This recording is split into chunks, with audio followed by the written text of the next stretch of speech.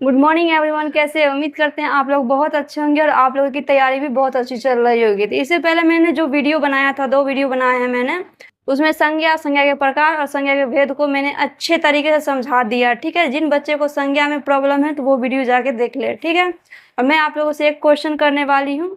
तो मैं क्वेश्चन कर रही हूँ, संज्ञा के मूल भेद कितने होते हैं और कौन कौन से, प्लीज कमेंट में बताना आप लोग। ठीक है, कि संज्ञा के मूल भेद कितने होते हैं और उनके एकदम नाम बताना कौन कौन से होते हैं। ठीक है, कमेंट में। तो इस वीडियो में जो है हम भाषा के बारे में पढ़ेंगे। तो भाषा कहते किसे हैं, भाषा की परिभाषा क्या होती है, बताइए। आप क्या सोच सकते हैं भाषा के बारे में? तो हम ये कह सकते हैं कि भाषा का वह रूप जिसमें कोई व्यक्ति अपने विचारों को बोलकर या लिखकर या संकेत करके दूसरे व्यक्ति के सामने प्रकट करता है, उसे भाषा कहते हैं, ये कह सकते हैं। और चाहे दूसरा दूसरा मतलब परिभाषा भी बना सकते हैं।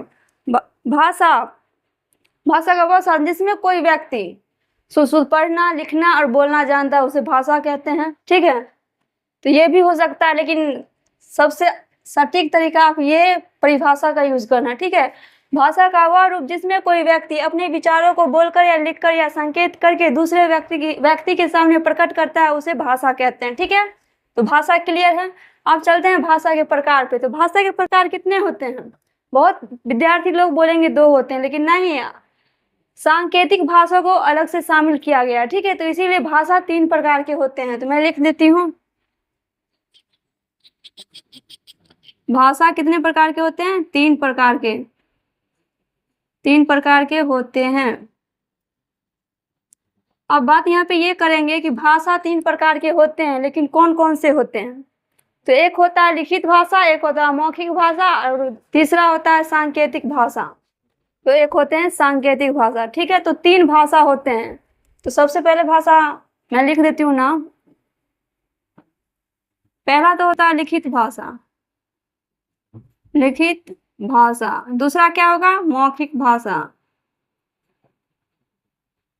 मौखिक भाषा। तीसरा क्या होगा जो अलग से शामिल हुआ है?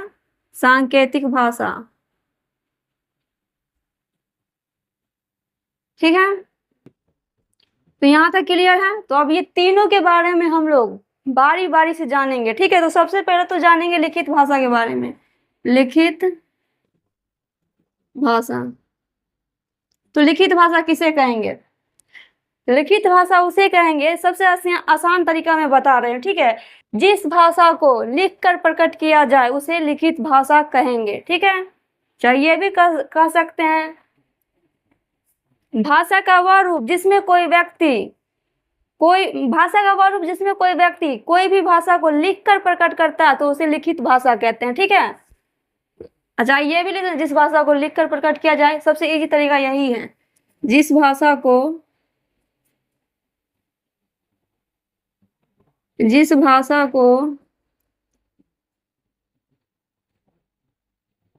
लिखकर प्रकट किया जाए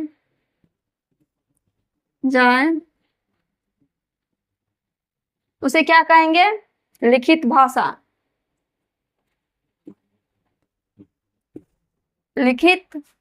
उसे लिखित भाषा कहते हैं।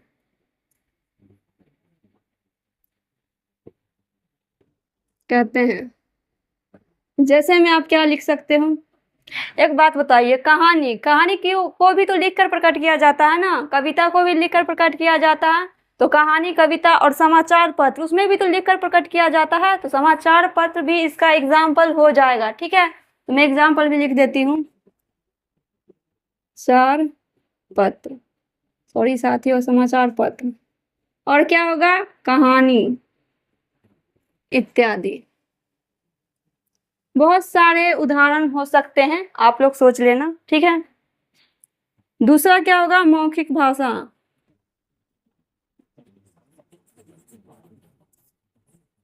अब बताइए मौखिक भाषा किसे कहेंगे?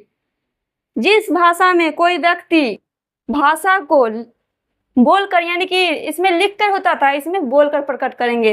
तो सीधी सी बात है, जिस भाषा में व्यक्ति बोलकर प्रकट करता है उसे मौखिक भाषा कहते हैं। ठीक है, यहाँ तक तो क्लियर है। तो हम लिख देती हूँ, जिस भाषा को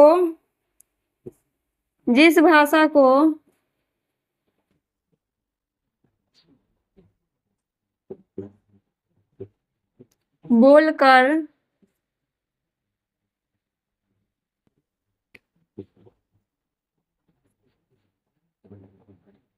उसे क्या कहेंगे? मौखिक।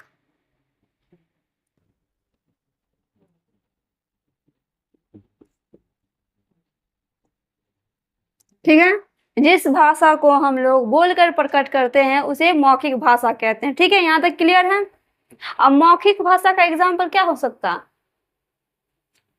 बताइए? मौखिक भाषा का एग्जाम्पल हो सकता है, सबसे पहले सटीक उदाहरण में दे रही हूँ, टेलीफोन। टेलीफोन हो सकता है, उसमें पहला व्यक्ति बात बोलता है और दूसरा व्यक्ति सुनता है, तो हो सकता है, यानी इसमें मौखिक का एग्जाम्पल हो सकता है ना। जैसे में क्या हो जाएगा? मोबाइल। ठीक है, और सारे हो सकते हैं इत्यादि। अब जो है सबसे अंतिम भाषा सांकेतिक भाषा होता है। ठीक है, उस भाषा को हम कैसे करेंगे? सांकेतिक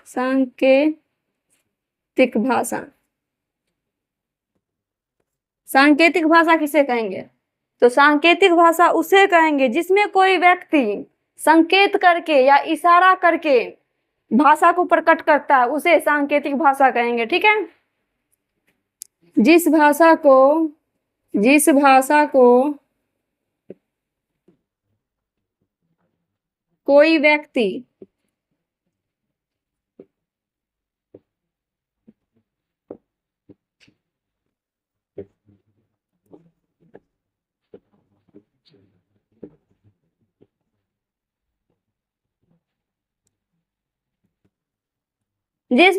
कोई व्यक्ति संकेत करके या इशारा करके प्रकट करे, उसे क्या कहेंगे? सांकेतिक भाषा।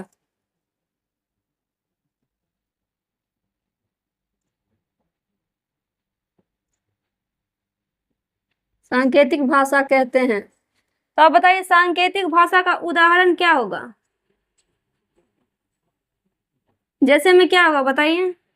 इसका मैं नहीं बताऊंगी, इसका आप लोग कमेंट में बताना कि क्या होगा सांकेतिक भाषा का उदाहरण। ठीक है, आप लोग कमेंट में बताना। तो इससे पहले मैंने संज्ञा के बारे में क्लियर कर दिया। अगर मेरी वीडियो अच्छी लगे तो प्लीज लाइक एंड सब्सक्राइब कर दीजिएगा। अगले वीडियो में जो है हम लोग व्याकरण के बारे में पढ़ेंगे।